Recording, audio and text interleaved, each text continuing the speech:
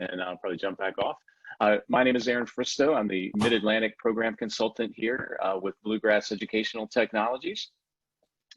If you're unfamiliar with Bluegrass, we, as the name alludes, we're based out of Lexington, Kentucky, but we cover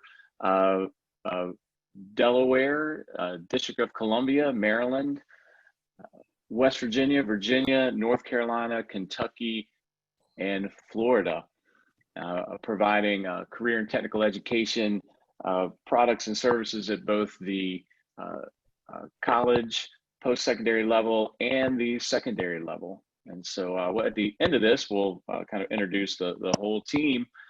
But what I want to move into now is actually, introducing our main speaker today, zSpace, and let a couple more people in here. From zSpace today, we have the birthday girl, Nikki Lester. So happy birthday to Nikki. Nikki is the CTE specialist at she began her education career in District 49 in 2003, which is in Colorado, as the Information Technology Alternative Cooperative Education and Business Instructor at Falcon High School. She was there for 8 years and was recently the Career and Technical Education Director at District 49, where she provided support for 5 high schools, 3 middle schools, a charter school. Again, as most recently on board with zSpace, and I think it was back in March, I saw these amazing zSpace videos that Nikki was posting on LinkedIn, and I connected with her, and she taught me a ton about zSpace, and so I'm really excited from hearing from her this morning. Also, zSpace, we'll have a little bit of time, is Greg Johnson, who's the Senior Director at zSpace, and he'll be on in a bit. But right now, I want to turn things over to Nikki, and thanks to everybody for joining us, and thank you, Nikki, for giving us this fantastic overview of the zSpace. Awesome, thanks, Aaron. So good morning, everyone. I'm going to go ahead and jump right in. Let me know if you have questions. We're going to moderate the chat, so we can stop. Please unmute yourself and jump in. Either or is good. And we're going to kind of walk through some of the applications that we have, why ARVR, and then a little bit on funding, and a couple of our new things that we've got coming. So we'll just go ahead and get started. Just think about this, and you can answer in the chat if you'd like, but how many of you have experienced ARVR prior to being on this call today? One of the things that we find is a lot of us, I know I have, at least before zSpace, which I joined zSpace about a year ago. We were integrating into my district, and I left with them. So it was a happy meeting and a happy journey thus far. So, but getting into there, good, have been through a demonstration. So I see a couple of you have answered that you have some experience with ARVR. Some of you have been through some demonstrations, so that's great. As you can see up here, I'm going to talk a little bit about our technology landscape and then a little bit about ARVR itself. So initially, or for a lot of us, what we saw, or maybe what you've experienced, is the whole headset, the whole goggles, where, you know, in my experience, I was able to swim with sharks, ride roller coasters, very independent, very separate from the reality where I actually walked into a different reality completely. And so that's a lot of where I think people have gravitated, or at least have an understanding of the ARVR type of world, depending upon, you know, if you've experienced this type of platform. The next platform that came on pretty strong, and again, maybe some of you have experienced this, but Pokemon Go is the augmented reality, right? Where I had students running in the road after Pokemon, or the little filters like you see when people have the little ears and they're taking pictures. So in this world, you're in reality, but it's there's things that are living in this reality that have been put there. So again, some of that augmented reality where you don't leave our world completely, but it has been altered. And then in the middle is where we kind of fit, or we have found ourselves in the zSpace arena, where the augmented images that you see come out at you. And we have a little bit different experience in the fact that we're not in a whole headset, but we do have these glasses. And they work with cameras on the system. And the reason for this is, one, traditionally, we really had our systems on site. We promoted collaboration. Again, being able to have two students on one machine and work together. These were all experiences that we loved prior to our COVID experience. And so we'll talk a little bit about that, as well as what you can now do remotely, since we're in a little bit different arena with everything that's going on. So prior to where we were, we're in education now, but prior to that, when we started, we've been around for about 12 years. Started with the government. They have our machines. We really don't know what they do with them. It was quickly decided that education or medical would be a way to go and have growth on this platform. They chose the education strand because of the science and STEM and those types of things, and having multiple platforms that they already knew, or applications that would go onto the platform that we were offering. So they went education. They could have gone medical, but with the growth of the CTE market and where we've seen that pendulum swing, it's been very interesting, because even though they went down the education, they quickly picked up some CTE and then turned around to where that invoked medical. So in a long story short, it has taken a full circle from all of those pathways, and we've hit a little bit of all. And right now we cover approximately 12 of the 16 national clusters. In our world, right, and why ARVR is so important is, if you look at this screen right here, it talks about innovative uses for virtual reality. So when we were looking at HVAC, for instance, right, and some of our applications are third party, we were looking at HVAC, and I went into a company who had HVAC already built. The reason that they built this was because they figured they weren't going to have people for their work shortage, right? So they were embracing the fact that they may have to take untrained people and train them through this type of world to get them ready and experienced to help with that workflow, just because, again, of the shortage. So knowing that some of these instances are already in industry, and you can see here where some of those areas very specifically have hit the ARVR world, it's not going away. Right? So it's just a different way of looking at things. And in my opinion, anything that we have in industry already, we really should be trying to bridge that gap back into the education world. Just because, or if you choose our platform or another ARVR platform, it may not be the exact same place or pieces of what they'll see in industry when they get there. But again, that bridging of that gap and being comfortable with the technology that we know that they're already going to have in hand as they move forward. And we only see that increasing along the way, not going away, like I said before. So here is just an example in a little blurb by interestingengineering.com. It just talks a little bit about our students today. Generation Alpha are the children born between 2010 and 2025. This is interesting because these students will not understand what it's like not to have some sort of technology, right?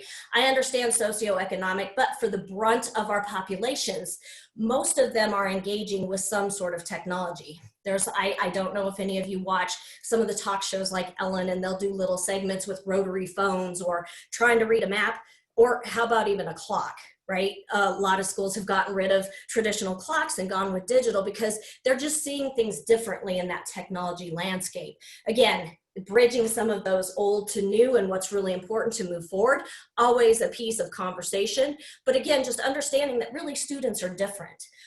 They don't know, for most of them, what it's like to be without a cell phone or a tablet, or, I mean, and I can even say, going back to the cell phone, it is really a small computer in their hands. So they do have a lot of capabilities with just a cell phone, if that's all that they have. So another one is how the ARVR and mixed reality is enhancing learning.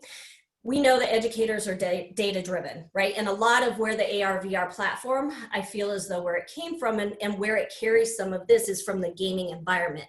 So a lot of educators may be more concerned with what data is driven behind this. We're working with researchers now. Jeremy Balinson is one, and you'll see, further in our presentation, Rebecca Heights. So there are people who are doing data and trying to help build what is really happening behind the scenes and giving some of our educators that comfort level and showing there's an 8.8% increase when working in immersive environments. Again, not just zSpace, but different immersive environments. And what we know from some of this is it enhances student engagement. If nothing else, they're able to recall models. They're able to recall some of the steps they did. We can say in a lot of different reasons that some of these things are being able to be a little bit more bound in their heads.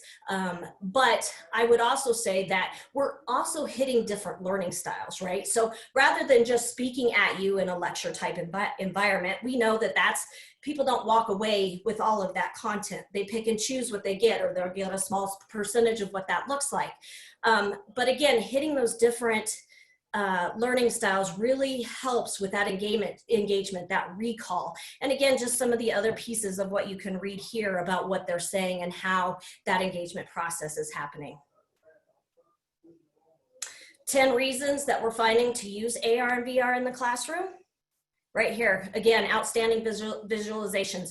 If you've seen or been in an AR, VR world, again, swimming with sharks. The shark was right in front of my face, right? Don't want to scream underwater, so I don't remember my reaction, but I really felt as though I was there. I can recall exactly what that experience was like. Curiosity and wonder. We have a college with this pandemic that actually integrated our systems. They were working on an automotive platform, and when we got put into lockdown, their students were working on the ASE certification for electricity. And they were all seniors. They were worried about what was going to happen. So they called us and we quickly helped them. We got them into the platform. We got them trained. And those instructors were able to, a little bit different, but they were able to check out our laptops to the students so the students could take them home. The median age that they were working with is about 30 years old. And the feedback that we've gotten from that professor since then was those students, again, about 30 years old for median age, they looked at our platform like it was Xbox on steroids. That was a direct quote from the professor. But the other piece of what the professor said, which going into curiosity and wonder and some of the things were increasing critical thinking, they took that and the professors would assign some content that the students were supposed to go through. And when the students came back, or when they got back together, they had found that the students had went further, almost every single one of them, than what was assigned. So they came back with more content because they enjoyed what they were doing and they didn't want to stop. Again, that's just something about the curiosity and wonder, and then the process of wanting to learn and having that motivation also lying within yourself. So we were really happy about that feedback, because again, if they stay engaged and they want to learn and they want to continue to learn on this platform, then good. That for us, that's not a bad thing at all. So one of the other quotes, with VR, they aren't limited to word descriptions or book illustrations. They can explore the topic and see how things are put together. In this world, because you're able to make mistakes, to start over, you can dissect animals, right? And we don't have the problems of having to have the animals already, prepared for us, and they don't stink. I remember being in high school, and trying to dissect a frog. I wasn't a great student, by the way, back then. But, I had my frog in front of me and I did one cut. Now, mind you, my teacher probably had no room for me because I was one of those. But that one cut I did wrong and I got kicked out of class and therefore lost the experience entirely. If you can do something in here and make mistakes to where you can do it over and over again and have that practice and not lose those consumables, because again, we understand consumables at the end of the day are really expensive, but being able to do that and have that repetition, I feel as though I would have gotten 100% more out of that than one wrong cut on the frog and losing that opportunity. So engagement, again, we're hitting on that a lot. This is some data that actually I had the opportunity to sit through a conference.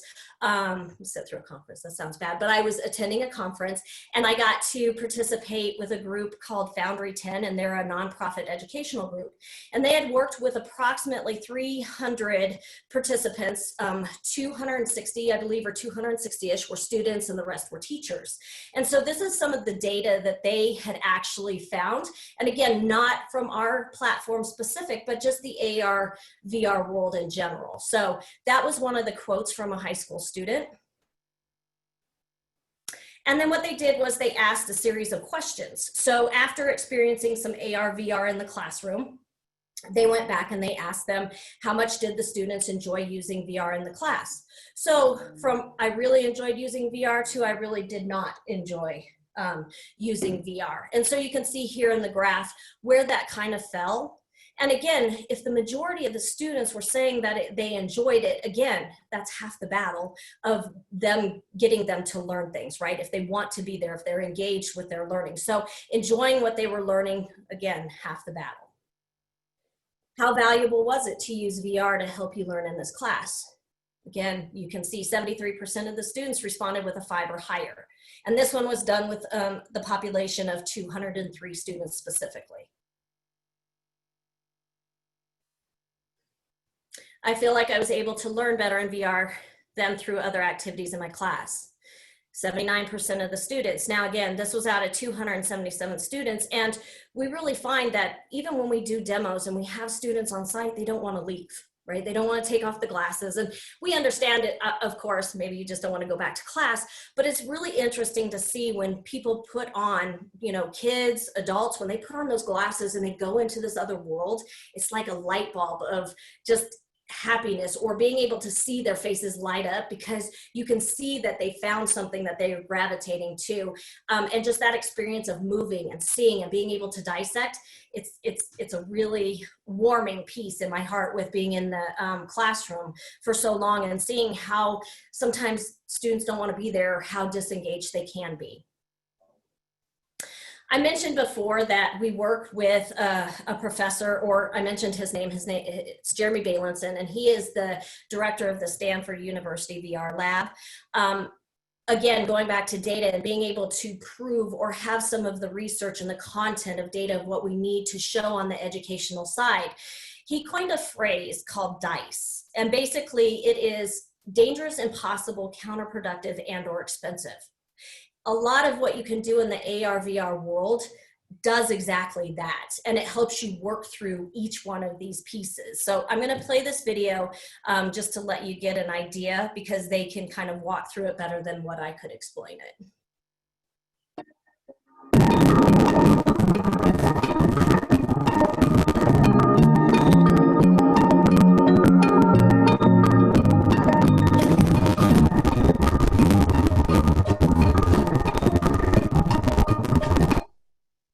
I apologize. So sorry.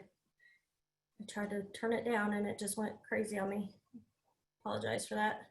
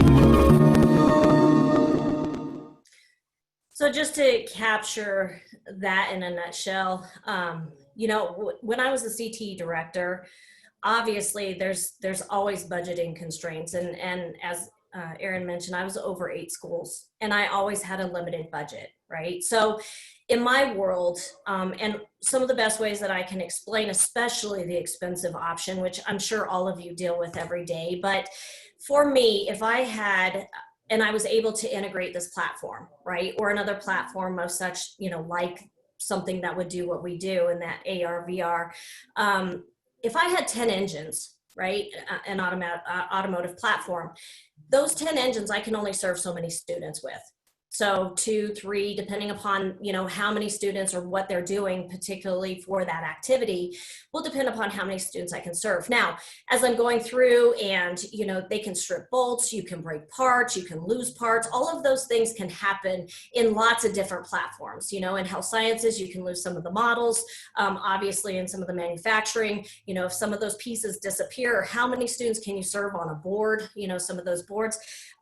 All of the above, it's all very expensive. And so when I talk about engines, a lot of times, you know, you can keep those 10 engines, or maybe I would only need 4 if I integrated a platform where I could expose more students, because here again, I can introduce content. They can be safe in doing so. I'm not losing the parts. They're not getting hurt. I can show them combustion, right? Some of these models, we do have the capabilities with models and some of the cutaways and things like that of what we have, and you can see some of those things.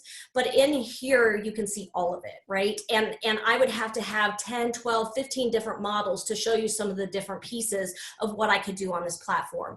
And the bigger piece of here again is I can expose more students, right? Because at any given day, a shop is only so big and there's only so many hands that can work on an engine at once. I can have 30 students in a classroom doing the exact same thing of disassembling or reassembling those same parts that what we would find in the shop. So here again, you can take that and kind of tweak that towards your area of how it best fits. But again, in that CTE realm, this really is a big piece, I think, of what goes into the factors of how we decide what we're doing. This is just a sample of what zSpace, giving you an idea if you've never seen it. This is kind of just a really quick blip of what we do. Welcome to the real world of virtual reality on the zSpace platform. What is zSpace? It's a tabletop virtual reality that's transforming education today. zSpace functions as your typical Windows PC until you open the zSpace application, and then the magic really begins.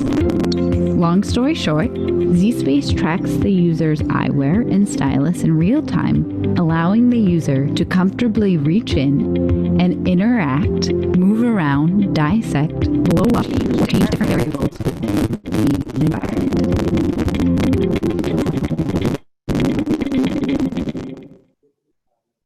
And again, just feel free to jump in if you have questions. I can't see the chat as I'm going through this, so unless somebody... Hey, this is Steve at Bluegrass. When you stream the videos, can you shut yours off? Because it is getting staticky on the playback. Can I shut off? Yeah, can you shut off your stream and just play the video?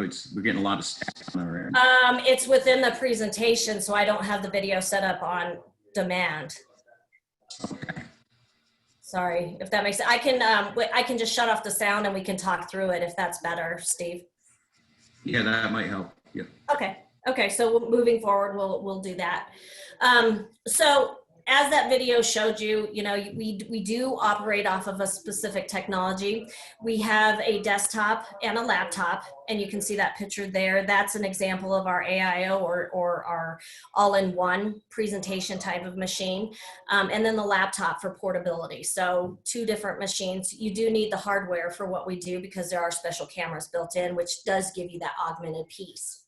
The other piece of what we do is we offer multiple applications. So, you know, we cover everything, like I mentioned before, 12 out of the 16 national clusters. So allied health, automotive, welding, manufacturing, robotics, science. You can kind of get the hint there of the different applications. And on our website, we do have under zspace.com, you can find all of the applications that we do have.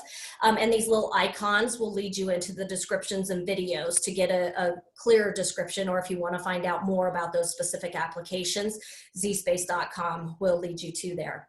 We do try to help with the content as we come in, and we help integrate into your school or your entity.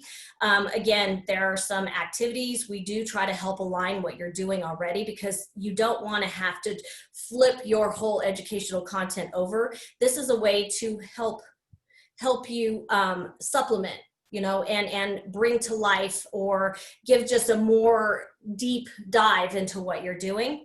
And then we do offer services as well. So the installation, professional development, and community support. So just a high level of the different areas that we help to cover with our platform. We do partner with Nocti as well. And most of our platforms, especially on the CTE side, a lot of areas are driven towards the certifications and exams, industry certifications. And so Nocti, if you don't know who they are, they're a national entity that kind of helps house student certifications. So you can do a student ASE, you can get a CNA. They have approximately, well, there's over 100 different certifications that they kind of house over our umbrella, and they offer study guides, pre and post exams. By partnering with them, and we cover probably, I want to say about 33 of those exams in different platforms, and the standards that we help align to, Nocti actually says, yes, what zSpace says that they're doing in the alignment, we agree with what they're doing. And so in here is an example from, say, the Mechatronics. These are the different applications that you see here and how to meet the standards that are identified here.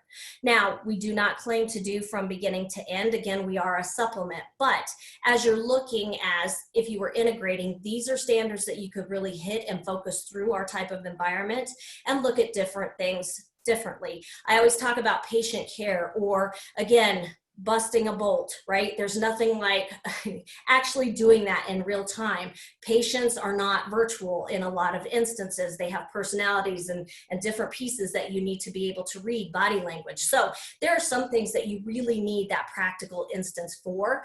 But if knowing what you can capture and help in building that bridge and what can be done in this virtual world versus the practicality in our new environment, this could be very important, because you know what you could bring students in for and really focus on versus what you could do with the systems at hand. Here's an example of what some of the different classrooms look like depending upon the area. Obviously traditional to where now you have this in more of a virtual instance. You've got some DICOM viewers. Here again, welding, we have a virtual welder. Welding's expensive. It can be very dangerous. Here, if you can put simulations in front of students, and again, exposing more students. We know that welding takes great patience. There's lots of repetition. I don't know that students necessarily get that until they're into those programs and they're right there. So building up some of those skills till they get to where they're actually having that hands-on. We do have the robotic arms and some manufacturing pieces. And again, I talk about manufacturing because parts and consumables, a lot of times you won't be able to have all of these parts at hand, right? Or the pieces that you need. And so again, having them in systems where they're all incorporated into one area, great, because they can't get lost and they can't get damaged. Here's just an example of some of our robotics and manufacturing. So for instance, in our manufacturing bundle, advanced manufacturing, we have a mechanical component, a pneumatic, and a hydraulic component. So if you notice, the mechanical sits here. Obviously, it is more on the parts themselves, as well as the fluid power, hydraulic, and the pneumatics. We have a scaffolding process, and in here you get to see schematics and understand how to build a circuit. So really important in how you can build with these three platforms. And a lot of times in the K-12, you may not have hydraulics, right? So being able to at least talk about it in some of those instances. And then going into the robotics, here again, two applications to be able to look at robotics and the maintenance of the robotics pieces as well.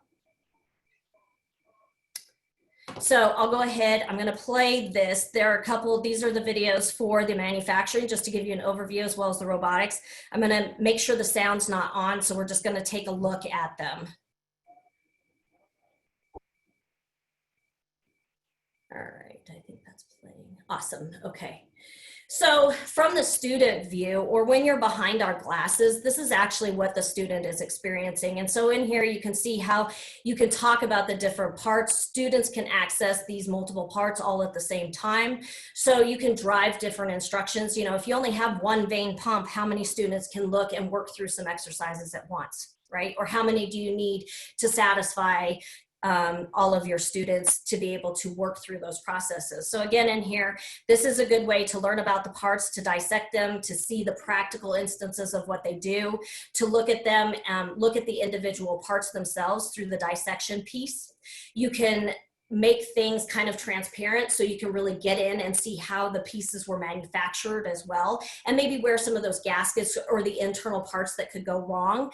Again, being able to break apart and see some of these models in real time, either you can't do it because the piece is not capable of being broken apart, or again, it's just so expensive and you have to have so many. So that manufacturing gives you that. In our robotics, you have a mechanic as well as more of a maintenance. For a lot of our robotic pieces, you will never be able to break down a robot, but having some of these skills and understanding the critical thinking and troubleshooting, hydraulic equipment is so expensive. And being able to understand where those failure points are, learning about the equipment itself, how to operate it. Again, you want people, one, robots can be very, they can be dangerous. And again, expensive. So if you can minimize and being able to stop damage, or again, expose more students here, like I said before, students may never be able to break down a robotic arm. Okay. And you may have somebody who is a clear technician come in because of warranties, things like that. But if they can identify where some of those, some of that equipment is going to have problems, again, being able to preventative maintenance and understanding getting those people out there can in turn save companies a lot of money, which I don't have to say anything to y'all about what that means, because, you know, business is for profit. And so again, being able to save money and having great people of employees who have great skills, I think this helps offer what that looks like.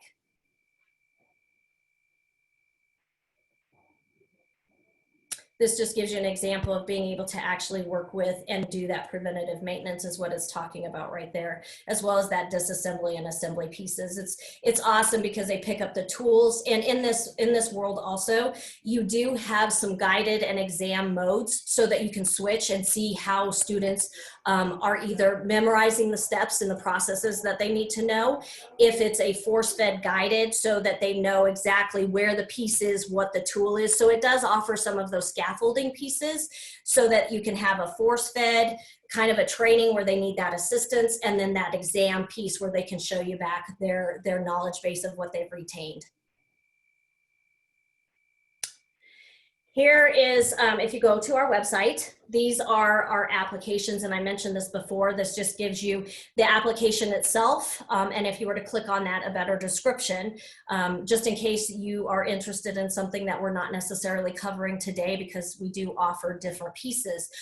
One of the other areas that I do want to mention that's maybe not necessarily covered as much is within our systems, we have an environment called Studio.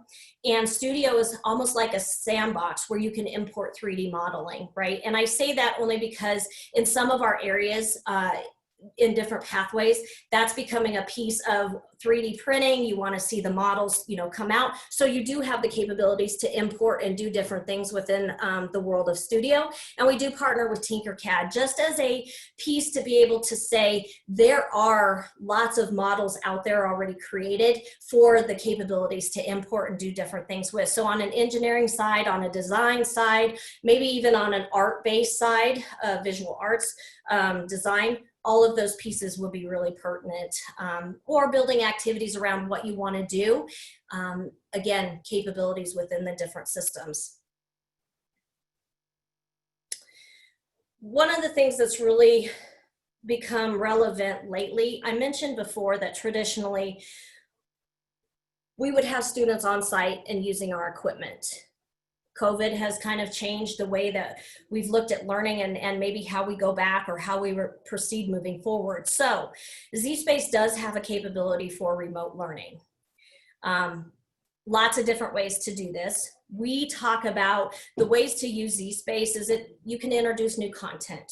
Again, develop and deepen understanding of that content and vocabulary, differentiating instruction. Again, these can all depend upon how you have our system set up, and there's different ways to do that, and how you could use it in a remote setting.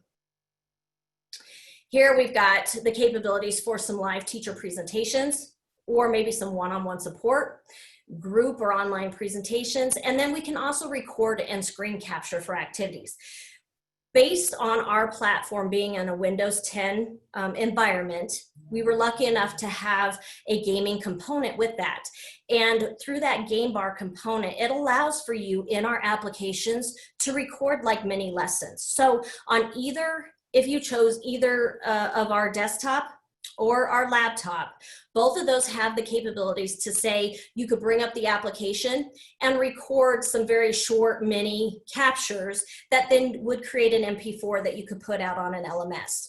So for a lot of instances, what we've heard from colleges across the country, and as people are developing these plans for education and how people are going to come back and have that, some of the things that we hear is if you already have our systems, I mentioned before that some of the colleges have actually checked out the equipment to the students. So if a teacher has the capabilities at home with our equipment, they can do just exactly what I said. They could screen capture from our desktop. They could actually run a live Zoom like we're doing now and run the applications. So you could have multiple people in and be directing and driving that application. From both the screen capture or having a Zoom video conference or other video conferencing software, you have the capabilities to capture that in a recording.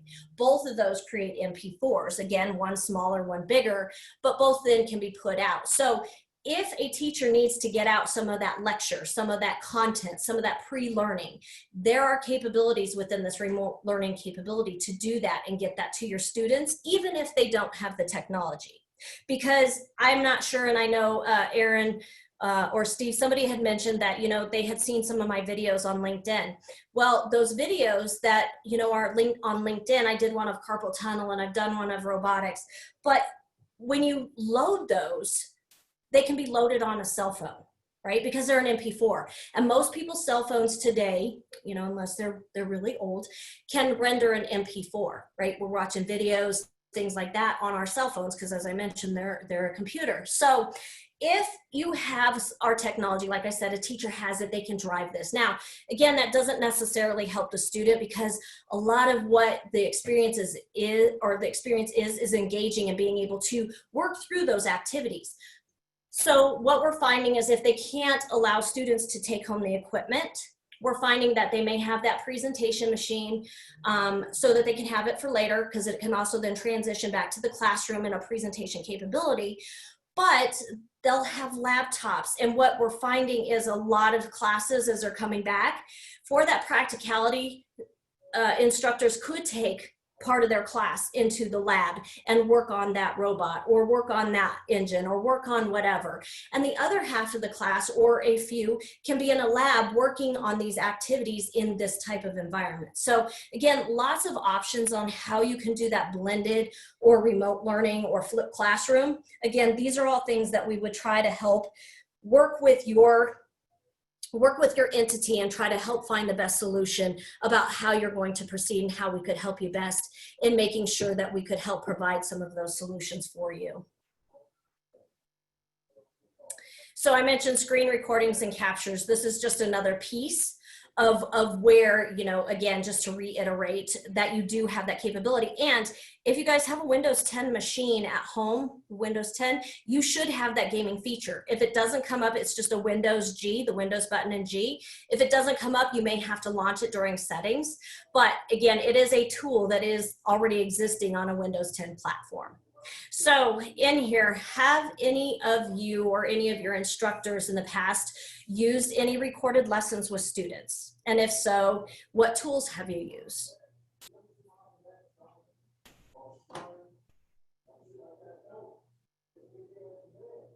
You are correct that school systems may be blocking this on Windows machines. So it would be a conversation with your IT. The question was, you may not be able to get to that gaming feature, and we have seen that.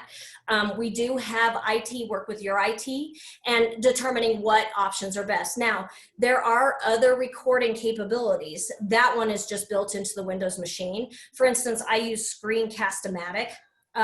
Just because it gives me a few more features to make my presentations or my videos. I have a pause feature. I have a couple of different features that I can use. I can upload to Google a little bit easier. You know, again, it's based on, you know, what you like to use, what capabilities you have, but at the base level, there is that recording piece on there. Seeing you convince IT. So there is, if you could convince IT to allow this in the classroom. Well, the good thing is we do work with IT.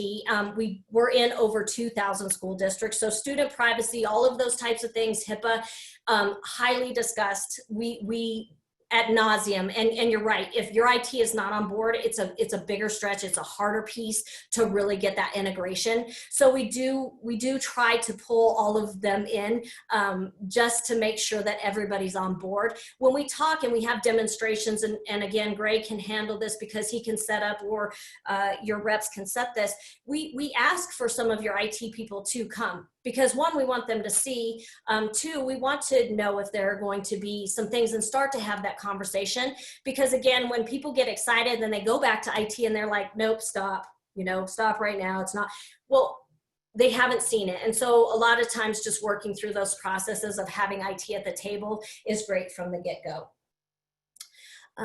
Some interactive board has screen record features. Yes, and that's another piece. Some of your interactive boards will work with our software. Right now, we're working on programming features, and that's a little bit off topic, but just going into, somebody asked about interactive boards and softwares. They also have a screen record feature. So yes, if you can launch it through there, that recording capability is another way to pick up, and I believe it creates an MP4 as well. But also running our software, you do have some capabilities of how that interacts as well within the classroom. So like we use a stylus with our software, what we're finding, and again, different manufacturers for different types of smart boards or interactive boards, but we do know that like the one click, so you can run presentations in a collaborative method. And again, just a little bit off topic, but there are different things that we can do with interactive boards as well within the classroom environment. Okay, so I'm gonna play this, but I'll shut off the sound. This is an example of, again, when we were put on lockdown, just trying to work with our systems and really figure out what was going on and how to run that remote setting. So this is just an example of what can happen in a recorded session. And this is our manufacturing application. I know someone had a question. Go ahead and unmute yourself and ask the question if you have one.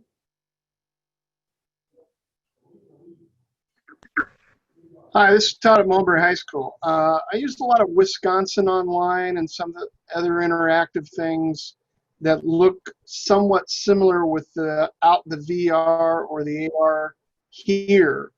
How in-depth or necessary are the VR glasses to a lot of this instruction? So you can run it without the glasses. It will stay in a 2D type of mode. And Todd, I like sometimes, I'm a little bit older, so sometimes I do like to take off the glasses and just work in the 2D. So it is possible for it to pop out like you're seeing here. Again, you would need to be behind the glasses for you to experience, and you would be able to pull that out as a user who was using it. But it is capable of being ran without the glasses. There's only a couple of applications. For instance, I found in our electric car where in order to see some of the different pieces that are in the model itself, you do need to put on the glasses, because as you move, You can see me moving my head. As you move, the models move themselves. So I have seen to where I've had to put on the glasses a couple times to be able to get to the brake pedal to set up and connect like a diagnostic tool because I'm under the dashboard. So, but for the most part, as an instructor, or as you're recording things like that or doing different things, you don't have to wear the glasses to make it work. Okay. All right, so hopefully that helped answer the question. So anyway, and here again, I'm talking behind this, I'm talking about a cylinder, a single versus a double acting cylinder, and talking about the differences. And you can see I pulled it out in the augmented view. And one of the things I'll stress about our augmented view, because there's a couple of different things. Again, you would need an AIO to do this, or a desktop presentation. You need a secondary screen, which we go over ad nauseum, right? If we're doing professional development or doing our demonstrations, we do a little bit deeper dive. But here again, and I'll say that deeper dive, I feel as though if I'm really trying to show something very specific to a student in this type of environment, and by pulling that out, I'm really having a conversation about why I'm talking about that specific model, right? So in there, I wanted to show the airflow between the difference of a single and double, because they are different. And so by pulling that out and being able to see the airflow, that just gives me that deeper dive experience. In other cases, you don't necessarily need that augmented experience because the models are that great that you can still dissect and do different things. So again, that was just a little piece of a mini lesson that could be recorded. The other piece that I will talk about with the recordings, in this new world, I had teachers call me as soon as they, students were sent home and they still had to continue teaching. And this was from my district where they already had the equipment. They were like, what can we do? What can we do? And how do we proceed? Well, we know, I'm saying we know where I come from, that their sections, so for instance, we had medical terminology where consistently they were running 4 different classes each semester of medical terminology. 25 students a piece. Well, they're not going to be able to put those 25 students back in that class. So now those 4 classes can possibly turn to 8. If I can record some of my lectures and some of my lessons that I can put out there, one, if students are not in class and have the capability to get to that whenever they need to or whenever you've assigned it, that is something that's frozen in time because of that MP4. They can see it, they can render it, they can go through it, they can rerun it and have that available to them. But for the teacher side, hopefully by having that lesson, you can be more efficient and build different things around that and only have to repeat that recording if something changes. I know like frog dissections, they don't change that much, maybe in the way that you do it, but once it's recorded, even as an instructor, that's probably the way that you would do it again and again. Same thing with taking apart an engine or driving a specific exercise or lesson. I know when I was teaching one class and I maybe had 4 sections of that same class, those lessons would be similar from class to class. Now the questions that I got and the engagement piece may be different, but even with a recording and having a Zoom call or having some interactiveness with students that you can record and maybe put out on a discussion thread, those are things that you can follow up, then that students still have that capability to see later and the teacher already has that lesson done. So when those classes turn into double, now in a sense, you can almost be in 2 places at once because of that recording. And again, none of this is a perfect way of driven instruction, but as we move towards having to have different resources, hopefully that's just another way of thinking of being able to be, how you can be efficient, especially the instructors with their time and what this looks like with having to have smaller classes.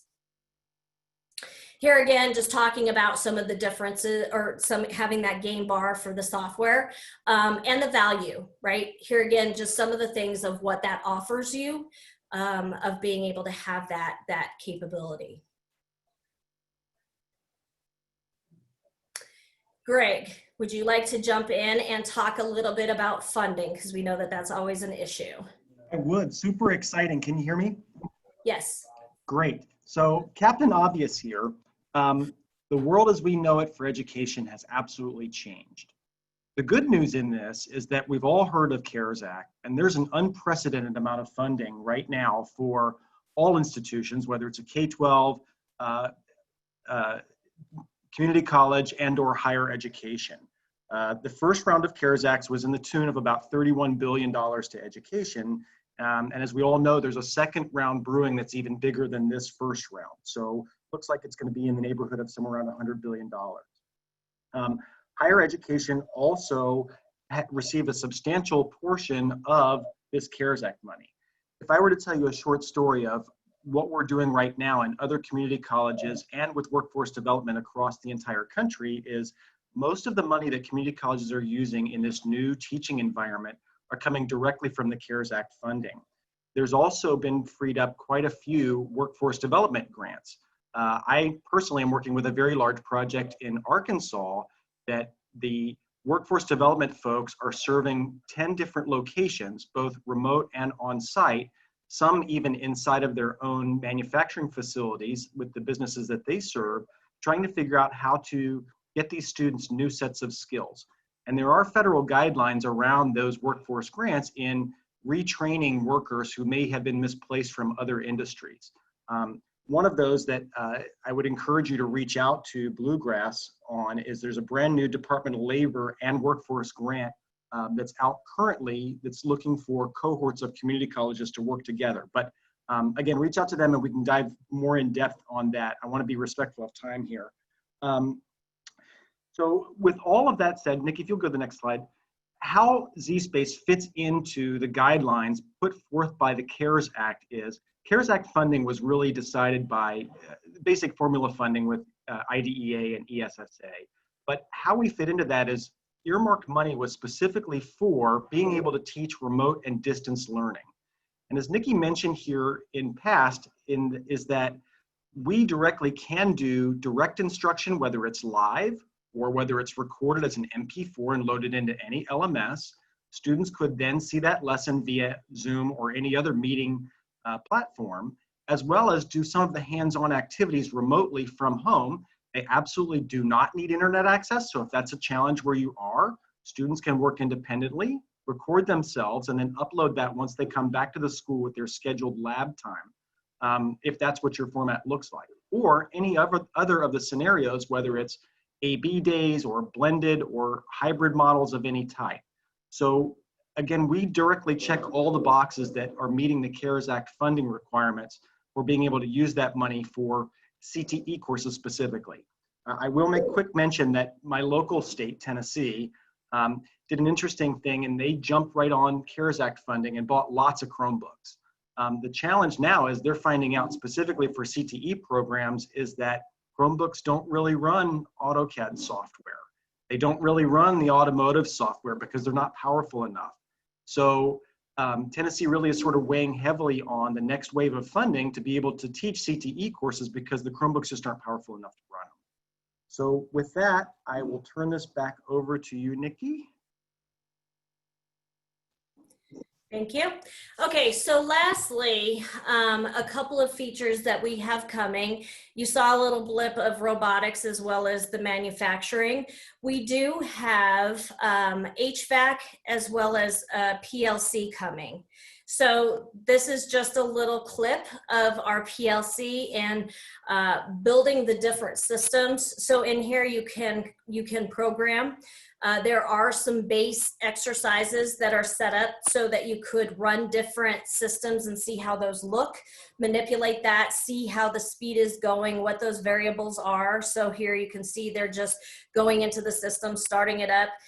It's a multi-process of being able to launch and run this application to bring up the machine itself. So here it's just walking through the process of getting it started.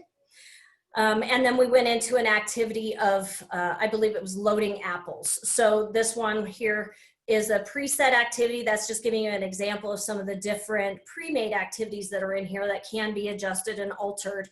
But turning on the machine, the conveyor belt, this has all been pre-programmed. And then what you'll see here is the box comes along. And it's a simple process in this PLC environment of just loading apples. But just an example of setting, you can set this up, like I said before, it is a logic control. So if you're interested in something like that, please let Bluegrass or Greg know. This is a demo piece that we would love to come on site or be able to do remotely, do a little bit deeper dive. again, it has multiple applications behind it. So what you see is the end result of what that looks like. The other piece of what is also coming, and Greg, I'm not sure when this one comes out, but is HVAC. Okay, I just see another note. HVAC, so there are going to be multiple modules. I believe, I want to say 15 or so different modules. This one right here is just an example on one of the modules on the compressor itself. So in here, what's given is a nice background theory. So there is some documentation where they can flip through the book. It is a breakdown of being able to see inside the system and how the piston's working, those types of things, being able to disassemble, assemble it, seeing that happen in those different parts. There is an exam piece in here, just basic questions on the particular piece that you're looking at now. So it would just, that particular exam would be on the compressor, and you can see here how it's taking apart the pieces and laying them on the shelves so that you can see what those pieces are. And then, like I said, from the exam view, it asks you questions. The cool thing about the exam view is if a student doesn't know, there is the capability to go back in and ask for some support or help, and it will then open up the background theory, the book that you saw at first, and it will help guide you into where you would find that information within the context of the document itself. So again, one example of what this looks like, it's going to be on the residential side, not on the commercial side. So just FYI on that, but we'll have multiple modules, so that is just one of them.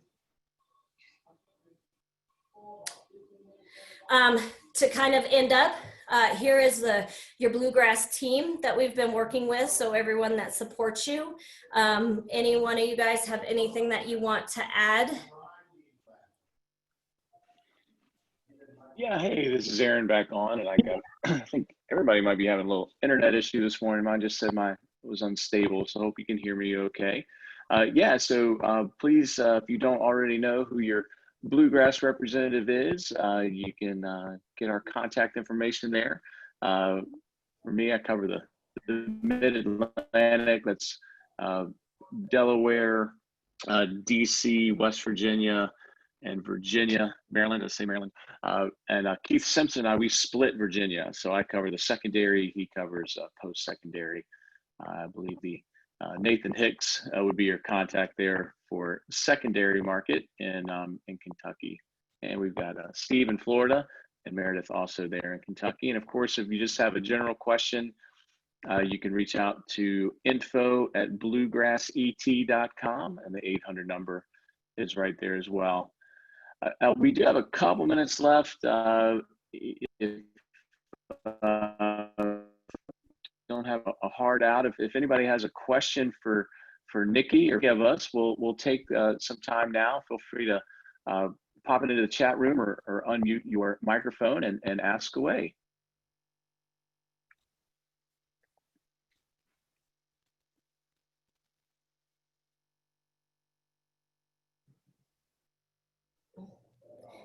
Just as an FYI, I've thrown my email up here so that if you have any questions later on, especially on the CTE side, pathway specific, feel free to reach out. Again, my email address is listed for you.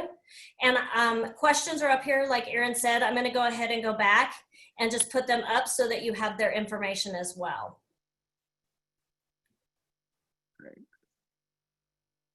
Nikki, so yes, Steve put his a little note in the chat box there for anyone in Florida to reach out to him. And we will be following up with a link to this webinar, and then also knowing that been some technical difficulties. We do have another one that we recorded last month. So we'll go ahead and record both links, so you'll have that to look at. And if we can help you guys out with anything as you go into the school year, please let us know. So Nikki, thank you for a great presentation this morning. Thank you, Greg, for the information on the CARES Act.